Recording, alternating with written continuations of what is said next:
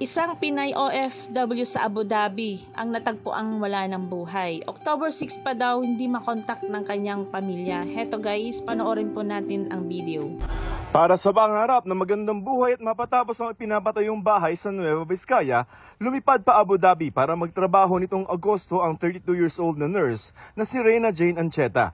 Pero ang pangarap, sa trahedya pala, mauuwi.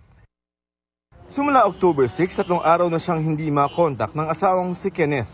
Maghapon po kasi ng Sunday, hindi siya nag-reply. Ang akala ko naman, baka walang wifi.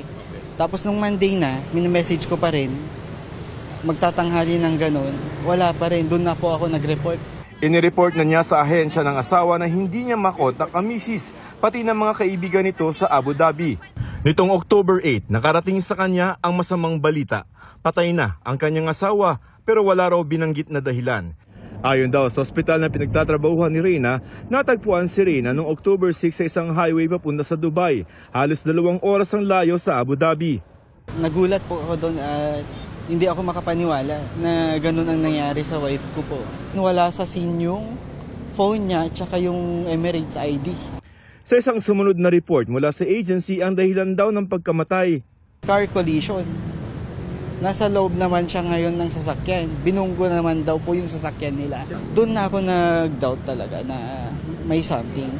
Which is may cover-up ang nangyayari. Doon na bumalik ang mga napagkwentuhan nilang mag-asawa nung nabubuhay pa ito na may kumursunada ditong 2 foreign nationals sa tinitirang dorm at may kahinahinalang bagong kakilalang kapwa Pilipino ang asawa.